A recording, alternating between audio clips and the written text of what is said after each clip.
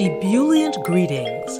I'm your host, Jackie Bird of Jackie Bird Spiritual Wellness, your guide to stress and anxiety relief, mindfulness, awareness, self-care, self-love, and personal growth. Welcome and thank you for joining me as we roll with peace in mind. Today's riff is Are You on the Right Train? Riding on the Urge. These episodes feature people who are doing their thing, they follow their heart and their passion, and they create how they want, what they want, when they want, and they are riding on the right train. Today's spotlight is Bill Easley. Hello, Miss Jacqueline. Oh my goodness, William. How are you? Oh, this is marvelous. I haven't seen you since you were a little girl. I want you to introduce yourself to everybody. Tell the people who you are and what it is that you do and where you're from.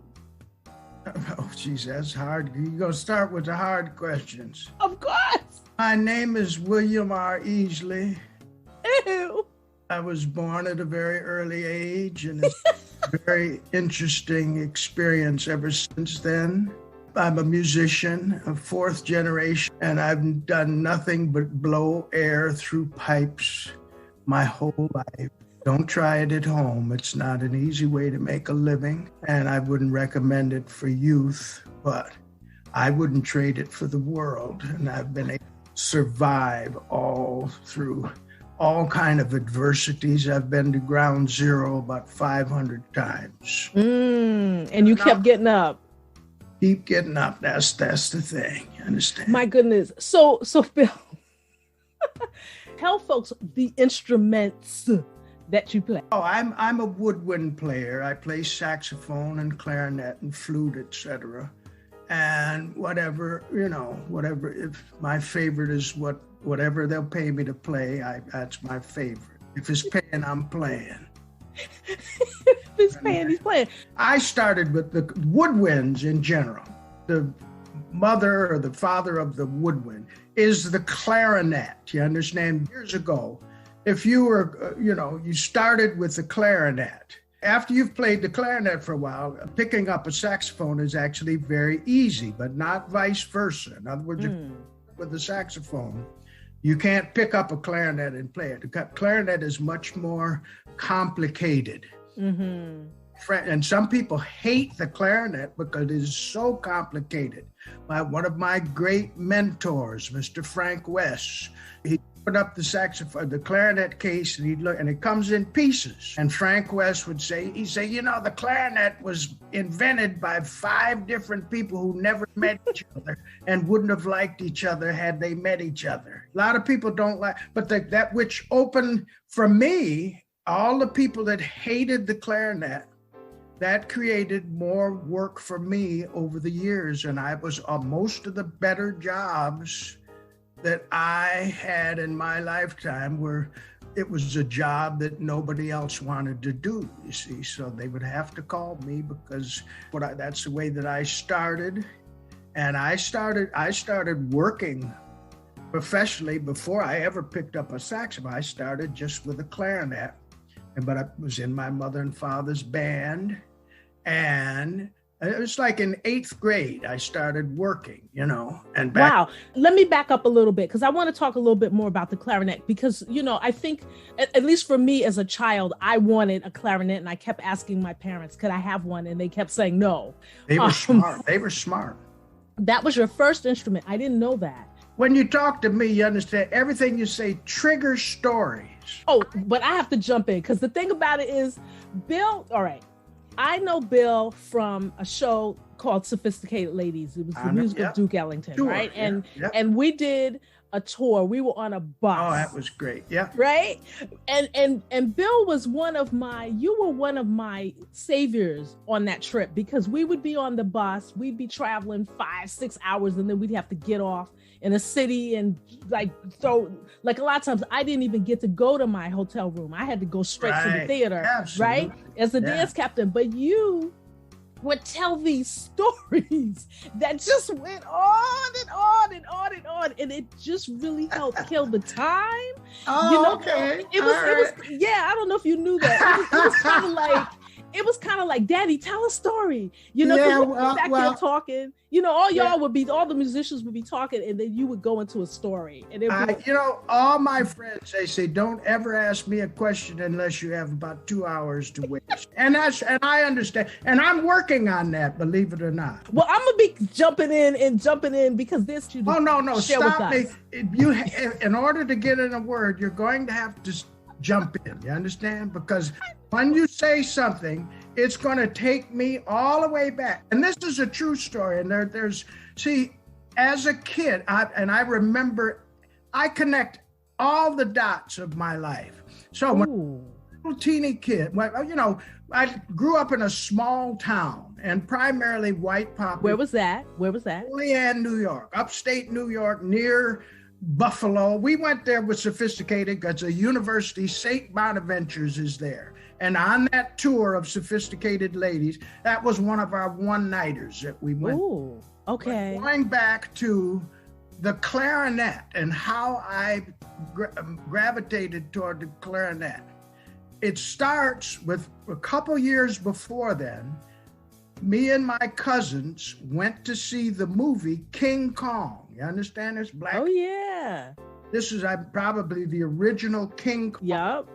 But we were little kids, maybe 7. It was back in those days. And in this town, kids could kind of just go on their own and go to on their own and so and so. So I had to be maybe 8 years old, and I'm with my cousins, and we went to see King Kong, and it's not just getting toward evening. So we're sitting there with our popcorn, and King Kong came on that stage. We ran out of the theater. He scared us to death. He was huge, man. It was huge, and it took out the whole scale. And we ran. We went home. We went home, And so, our parents and my sisters, and so they, wait a minute, the movie can't be over yet.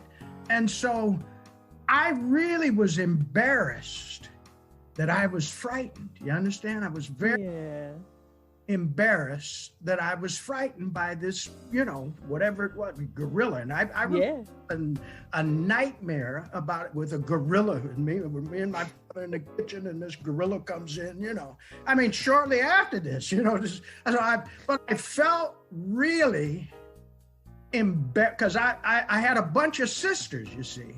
So okay. Where were you in the lineup? Bottom. You understand? I have explained, some of this. You understand? I'm the youngest, and but everybody wants to make sure that I'm this tough, gruff, couldn't know. And if somebody called me the N-word when I was a kid, I had to go beat them up. That's why I'm so gruff now, because I was taught to be. Because that is funny. You do have a gruff exterior. Yes, like I remember when back in, but you know what? You weren't the only one. A lot of you cats. Back in that, y'all acted all. Yeah. It's a generational thing. You understand? Okay. Because y'all definitely, all you musicians had that thing. You're right. And you had it. But once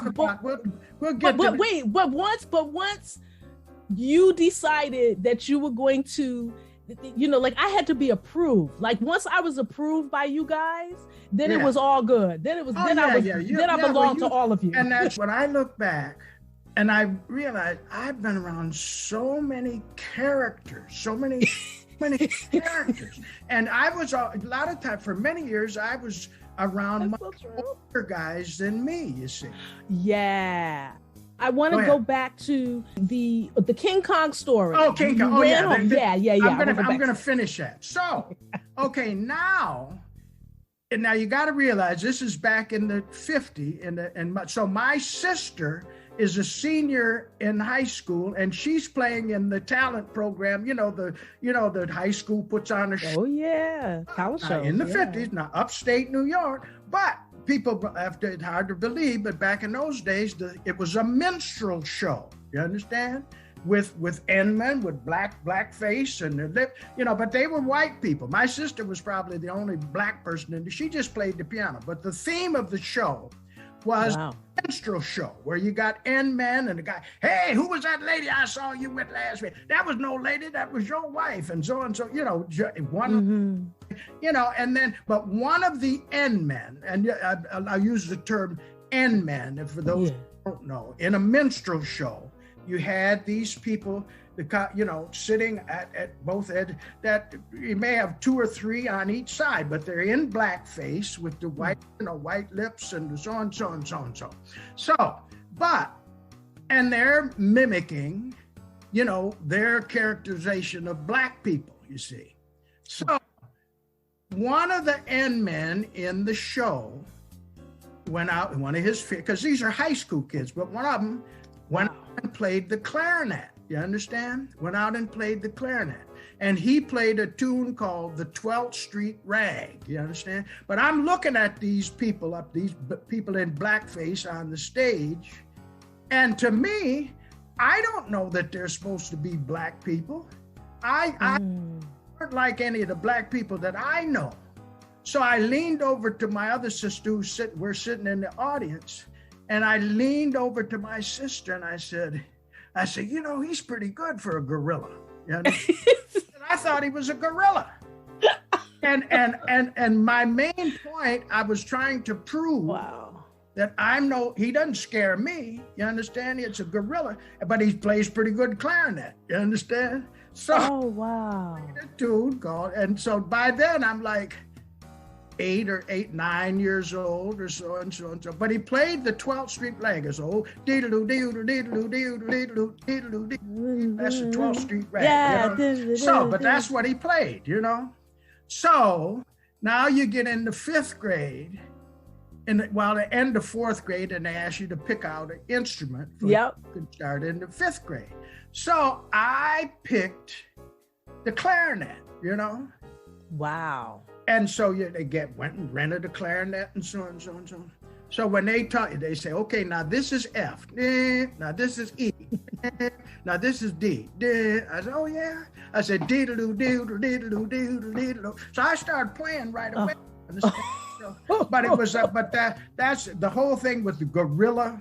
And how deep is that? That was the inspiration for you. Yeah. To pick up the clarinet. Wow. Well, that and one other thing. And to see the Benny Goodman story, you see. Benny Goodman was one of the early people to hire black musicians. Yeah, so this is back, when Benny Goodman was the biggest jazz. In the 40s, right? Swing, you understand? Yes. So I see, and in the movie, they showed Benny Goodman and having these black people band, Okay, and my father was a musician in this white town, but there were times where he had white musicians working for him in the 40s. So what did your parents play? Okay, my father, you got to go all the way back, and I'm not sure, but my father tells me that his first instrument was a banjo, but he was out as a drummer in a 5-piece band and doing one, playing places across the country, the East Coast in 1928.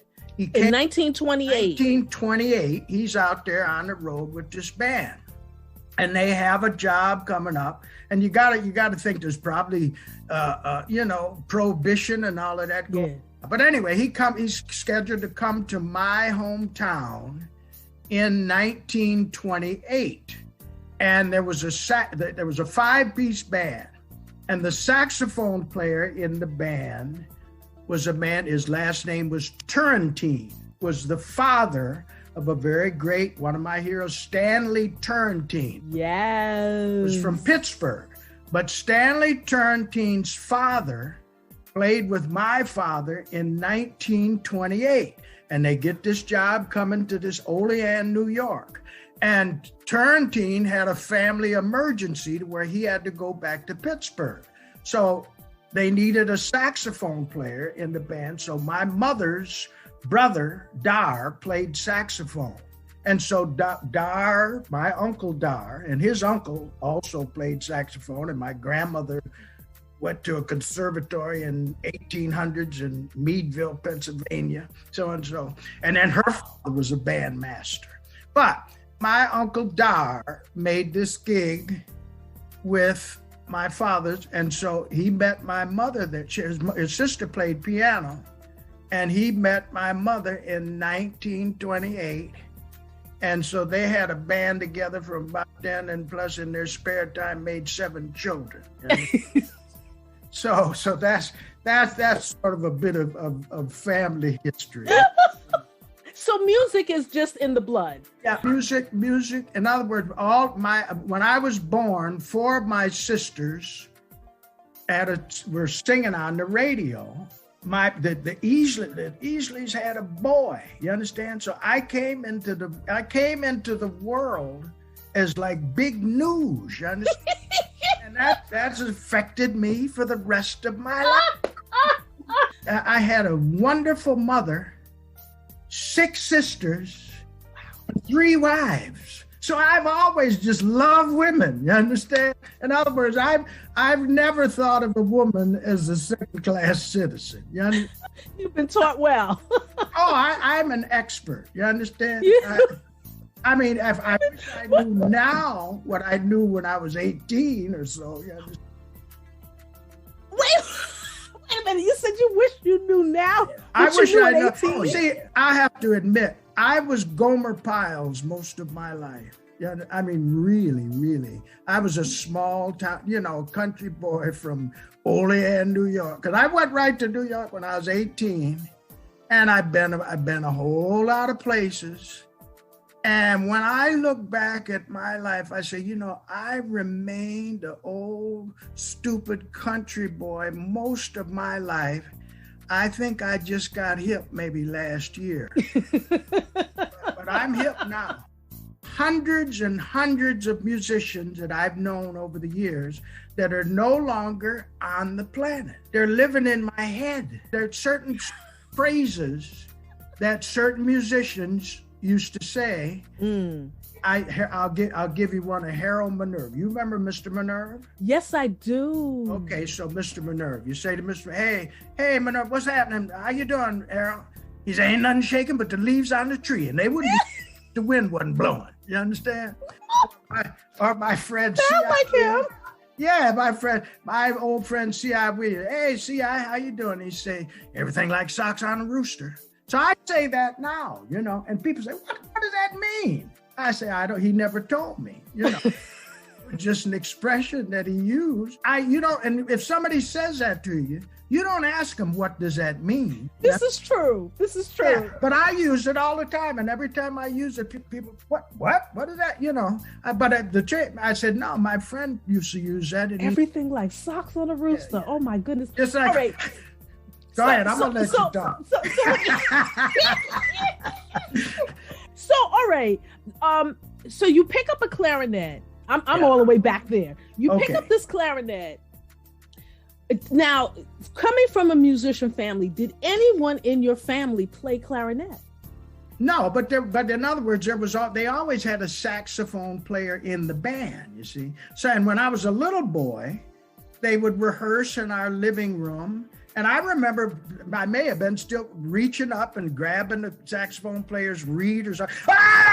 You don't touch my reed. I know that's right. I know. So they always had a saxophone player.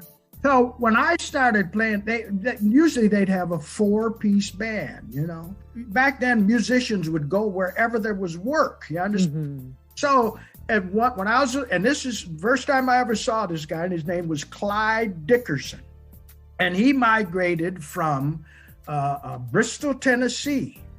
And he kept, because they'd advertise in a magazine, they'd say, band looking for a saxophone player who does this and does that. And as a kid in the church, and the church was right across the street.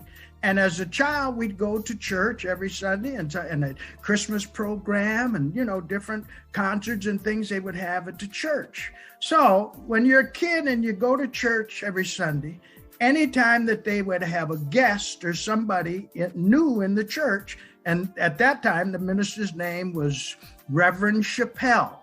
And so Reverend Chappelle would say, we have a guest with us tonight and from, Oklahoma, and he's coming this, and would you have a word for us? And the person would stand, oh, thank you, Reverend. I enjoyed the service this afternoon, and I want you to pray for me, and I'm going to pray for you, and I really love this service.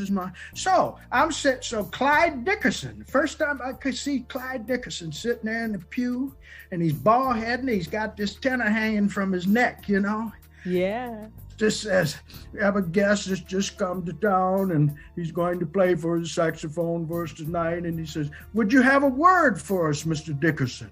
And Clyde had been in church in his life, and he stood up, hey, what you say, man? He said, what you say, man? And I remember they pretty much had to put me out to church, you understand? To this day, that's the funniest thing I ever heard. So you just started laughing.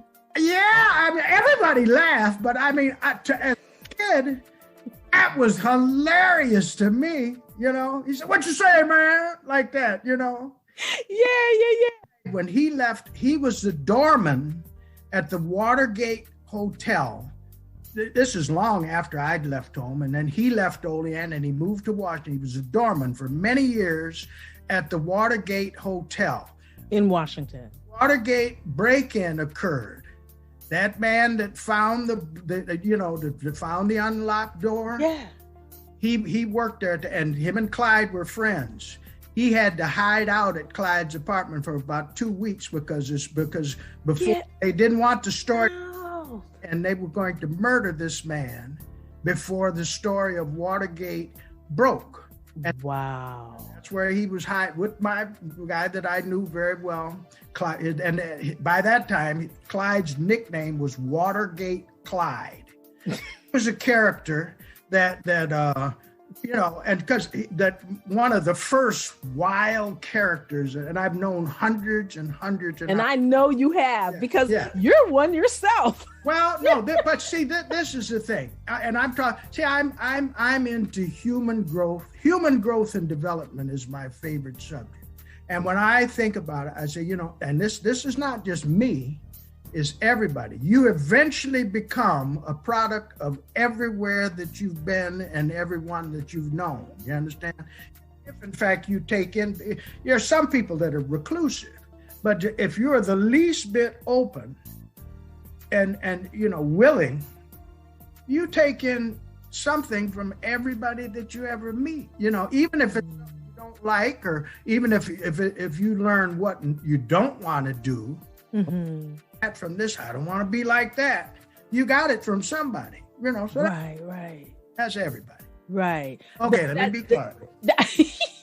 No, that's pretty deep, because it is important to be open, because you are a reservoir. You are taking in everything that's occurring. But what I think happens to some people is they take it in and they keep it in. They don't know that they don't have to absorb everything. I'm speaking to the empaths of the world. You're right. You don't have to absorb everything. Boy, you grown up. You got. I grew up a little bit. You're a lot smarter than you were 40 years, 20 years ago. You understand? And you're right. You're right about it. But this is something that in my 70s, I've just figured this out, that I never really thought. See, some people are very closed, and some people don't even really want to be bothered with no other. They couldn't care if they said hello to you or not. You understand? Mm-hmm. They're really not that much interested in other people. And I'm thinking of a couple people that they may not even say hello to you. You understand? Mm-hmm. Really not. They're not interested in talking to you. They have and I've just figured it out. There's certain people, not a lot, but a few people, and I've finally accepted the fact, well, they don't want to talk to me. I want to talk to them, but they don't want to talk to me. And it is their right to not talk to me. You understand? Mm-hmm. I'm very aggressive and very, but as you said, sometimes people run when they see me come. You understand? I didn't say that, you did. Yeah, well, you inferred it. All right. But Bill, you're touching on something that is I find fascinating in the sense of this whole thing about age. What you just shared about in your 70s and coming to this realization. Oh, yeah, you have to keep growing. You have to keep growing. I think that people, and myself included, when I was younger, particularly in my 20s and 30s, we look at people that are older and we think that you stop growing after a certain point because people that are older seem to be very closed and not really open to wanting to learn new things. So you get this impression, like from childhood on up, that people over a certain age are dead already, and that they don't continue to grow and that they know everything. That's true. For you to make that statement about in your 70s, coming to this realization, lets people know that, you're still evolving. It doesn't matter what age you are. Right, if you are breathing, whether you want to or not, you're evolving in some form or fashion. Absolutely. It may not be in the direction you want to evolve in. No, you have to figure out what's next. In the human brain, as in the universe, past, present, and future all exist simultaneously. Only thing we got time here because we got a clock and we're rotating on an axis and we're going around the sun. So we have to measure time. We have a lifetime, be it 20 years or be it 100 years. We have a period of time. But our spirit, and we understand it in our mind, past, present, and future all exist simultaneously. In other words, I'm having a bad moment. If bad, pandemic and so on. Because every time I'm thinking about that, I can go back to a better time. Boop, just like that. I'm on a sophisticated, we're down in Jackson. You understand? Boop, I mean, vividly. Yes. Maybe everybody can't do that. I'm not sure. But I know that I can go back. I visit my mother. I visit my father. People that have been gone. In my head, I can go back and relive that experience just like is happening right now. And I'm glad that you're saying that because we don't realize that anytime we have a recall, we're recalling something that happened and we get emotional. It's because in your mind, it's happening in that moment that you are recalling it. You are still connected. You use a good word there. You say, see, in other words, not only should you remember the detail, you got to remember what it felt like. See? Yes. I try to visit the good times, because see, and not only when you get older, and the truth of the matter, see, feeling good is a full-time job. The whole idea is to feel good. You understand? I feel good. Feeling good is a full-time job. Full-time my God, Bill, that's like that is riches right there. Feeling full-time job. And I have role models. One of my best friends lived to be 98. I've known a lot of people that had a lot of longevity. So not only do you learn what to do from those people, but you also learn what not to do. You understand? Yes. So right now here I'm 75, but tomorrow's not promised. But as I say, it's easy to go back to the past and relive things, and you're in the now. But you also have to be able to project into the future, and you have to visualize. If in fact I'm still here at 90 or 95 or 100, what am I going to be? What am I going to be when I grow up? You understand? Way back when I was a kid, before I left home, and back in those days when the minimum wage was $1 an hour or something, I worked construction right after I got out of high school to save my money to go to New York. But I'm making $3.30, which is a whole lot of money. But my sister was already in New York, and she had worked with a guitar player that had been a studio musician. He was white, but he gave up his studio work because he wanted to be a star. And she said when he was a studio musician, he made $1,000 a week, which was unheard. That was like $1 million today, but Yeah. But at 15 years old, I said, this guy did it all backwards. What I'm going to do, I'm going to go to New York and I'm going to become a star first. And then I'm going to give all and I'm going to become a studio musician and I'm going to make $1,100 a week. Way back when I was 15 years old. Oh. Fast forward to those days of those bus and trucks, or the plan had been gone a million different directions since then. It wasn't quite as simple as I had planned it. No matter what I was doing, and if you're on the road and you get a per diem check and you get it. That's right. When I would add up my money, it would be $1,100. I said, damn, this ain't the same $1,100 that I dreamed of. Can't even pay the mortgage, you understand? But it was $1,100.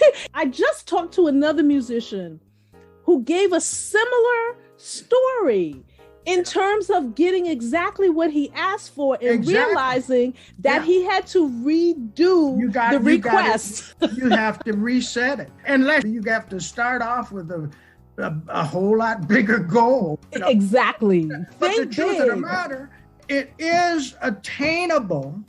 And, I've never, even though I come from a music environment, but I've never took any pride in thinking like a musician. You understand? I'd rather think like a plumber. You understand? If people think you're a plumber, they're more apt to pay you. I want to talk a little bit more about your career and what you've done. This is the late 60s. I was with George Benson. This is back in the days when George's whole band was booking for about $950 a week. The whole band. $150 a week. We stayed mostly in rooming houses for $13 a week, $14 a week. And that was the greatest 2 years of my life. In Memphis, I went there cold turkey, but I worked with Isaac Hayes during the heyday and during Shaft and all of that. So I'm and then doing all the recording at Stax and so on and so on and so on. You were part of that crew, the Stax crew? Sure. I migrated to Memphis when I was about 25 years old. I lived in Pittsburgh for a short period of time, but I knew I had to get out of Pittsburgh. Furthest place I could get from Pittsburgh was Memphis, Tennessee. I knew there was some music going on. When I get to Memphis, by the time I get to downtown Memphis, I had a $20 bill in my pocket. And I didn't know one soul in that town, so I got a room at the YMCA for $13 for the week. And I asked her, where's some cats playing and blah, blah, blah, blah, blah. So first place I went into, there was a drummer that used to be with Jack McDuff by the name of Joe Dukes, who was from Memphis, and he happened to be back in Memphis, sort of trying to get away from his habits, and into Joe Dukes. So out of knowing no one in that town, I use the term all the time, divine intervention. Oh, yes. I can tell you about 500 stories about divine intervention. So here I am in a town to where I don't know one soul. I got to Memphis, Tennessee on Tuesday. By Friday, I'm working 7 nights a week. So you get to Memphis, you have $20 in your pocket, no one. $7 by the time I paid my rent. Well, that's what I was saying. You pay your room, you have $7. Yeah. And you're working on Friday. So now to end that period, what was your mindset? Did you worry, or did you know that you were going to be able to make it through? Let's talk about ground zero. Sometimes in your life you go to ground zero. But you learn a lot going from sure do. Zero. You can build a whole new building. You understand? I knew, push come to shove, I've got good health. I can wash dishes. Many times a gig come to an end, I said, well, I can go stand on the street corner and get a cup and play. But so far, I ain't never done it yet. You understand? Boom! Something will come up. One door closes, another door opens. But that's been your philosophy. What I'm trying to get at. From life. Aha. The key to everything is gratitude. You can talk forever about what you don't have. If all you got to do is be grateful and more stuff comes to you, more stuff. I'm living my best life. What are you currently doing these days? I've never had a band. I've never been a band leader. I've made records accidentally, and I have about 6 records as a leader. And they all of them ended up being in the top 10 of airplay on the jazz stations and so. But I've never had an interest in being a band leader or anything like that. And I really wasn't that much interested in making another record because the whole music business has changed now. Yeah. No, but my last record was a 1 million seller. Did I tell you? No. Yeah, I got 1 million of them in my cellar. But anyway. Walk right into that. I should know better. I walked right into that. Just, that was a joke. Just walked right into that. Oh. Anyway, but I plan on making a record with some, not in New York, but with what's available here. And there's some cats that can play everywhere. So, but where are you now? Are you Durham, North Carolina? Okay. But the name of the record it's not just about some music. It's about a philosophy of life. The name of the record is going to be called No Matter Where You Go, There You Are. That's right. Peace is here. You understand? Pieces, yes. You don't go somewhere looking for some peace. If you ain't got it where you are, it ain't over there. Just like we said, feeling good is a good time. Full-time job. I wanted to ask you a question about practice. Do you play many instruments? I don't play them all every day. No. Okay. So mainly what I play, the flute. I play more than anything now because the flute just has to do with the breath of life. There ain't nothing vibrating but you understand? And it's about air. Other than time, air is your next best possession. When you run out of air, that's pretty much it. You understand? So I play the flute. And then I pick up my other horns, and clarinet I may pick up once during the week or so sometimes. But if you've been playing it for 65 years, it's sometimes you pick it up and you find new things or you found some things that you knew a long time ago that you forgot about. Bill, my goodness, I cannot thank you enough. My pleasure. I'm sorry I couldn't think of anything to say, but maybe. All right. What fun. He's so much fun and so joy-filled. It's contagious. Look out for Bill's album. It drops in March. It's called Diversitonic. You heard him reference Wherever You Go. And there you are. Those are 2 original tunes on his album. Make sure you check him out. Go to BillEasley.net and learn more about this incredible, legendary artist. I hope that you enjoyed that and was thoroughly inspired and uplifted by what you heard. If you are in a situation currently that is unfulfilling to you, be it a job or a career you've been pursuing, and you feel like there's something else that you really want to do or you already know what that is, get quiet. Sit still, breathe in and out deeply, and begin to envision what that is that you wish to create. And remember, there's nothing too big. It's only small ideas. Think big and write that down. What is it that you wish to create? Write it down, put it in your phone, speak it out loud to people that are supportive of you, and go for it. Go for it. Don't delay. Start now, even if you plot in your mind what your escape plan is going to be. But go for it. This life is meant to be lived to the fullest. Take advantage. No matter what is happening in your life right now, there can always be room to create more. Thank you so much for listening. Please remember to visit JackieBirdSpiritualWellness.com. Join my mailing list. I have audiobooks, guided meditation videos, and audio and meditation music, everything for inspiration and to help you relieve stress, increase your mindfulness and awareness and presence. and remember to always roll with peace in mind.